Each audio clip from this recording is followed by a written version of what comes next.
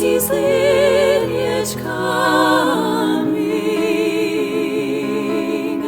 as men of old have sung. Merry Christmas, everybody. We're safely here in DC, and as you can see, we have Christmas decorations. We finished decorating around 1 o'clock in the morning, but we still are enjoying them today on Christmas, and it's been a more restful day, which we've needed.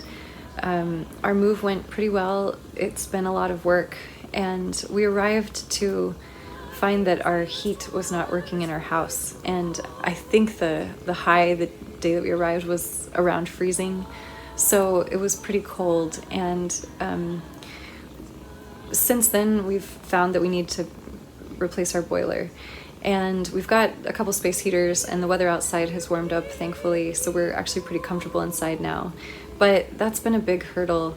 There have been several other smaller things. For instance, the Murphy bed, we cannot figure out how to maneuver one big piece of that upstairs, and so we're still trying to figure that out. But there's just been some things that have gone really well and that have felt really good, like being in this house and having more than one room to live in.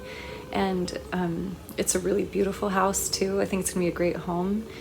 And then there have been some things. Sasha's on my lap, that's why there's cat hair floating around as I pet her.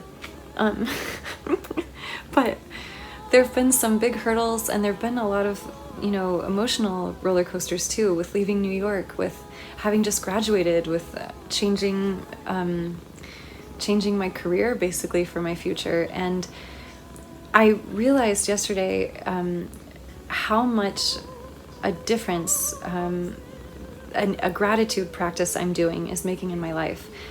And so that's mostly what I wanted to talk about today. I think like 166 maybe days ago, I started what I'm doing on Instagram, which is a year of gratitude challenge. That's the hashtag I'm using. And basically for a year, I'm going to be posting every single day a picture of something, and that may be the thing that I'm grateful for, or I may just write about something unrelated that I'm grateful for. And I found that stopping to think about gratitude, stopping to think about even just one thing, there have been quite a few stressful days, especially over the last several months. And when I've been in a funk, it has really helped me actually to stop and make this post. And I think because it's Instagram, where it's not like I have like a big following or something. I have some sort of accountability, even if it's just to myself.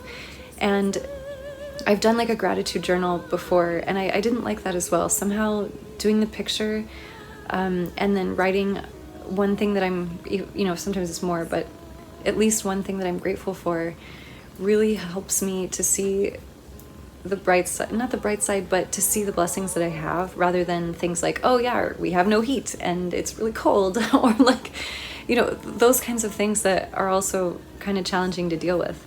And I've read a lot over the last few years about gratitude practices and how beneficial encouraging yourself to, like, disciplining yourself, I guess, to take a moment for gratitude can be on your emotional and mental health. But it wasn't really until yesterday, with some of the hurdles with our heat and a few other things that have just kind of been weird with moving, that I realized how much that has impacted me for the better. So I don't know what your situation is today. I don't know how you're feeling, but even if everything seems to be going well, I think we have a lot to learn still from stopping and being grateful. So I would encourage you to join me in the Year of Gratitude Challenge.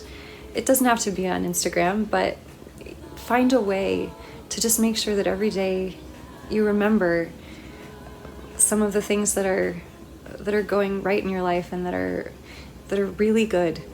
And I hope that you find that practice would have positive benefits for you the same way that it has for me. So I'm going to leave you today. This was a little bit long and wordy probably, but I hope you're having a good time with family.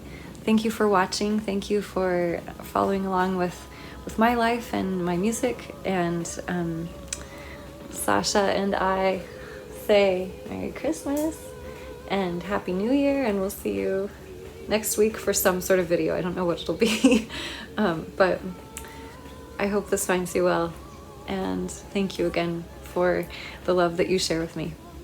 Bye.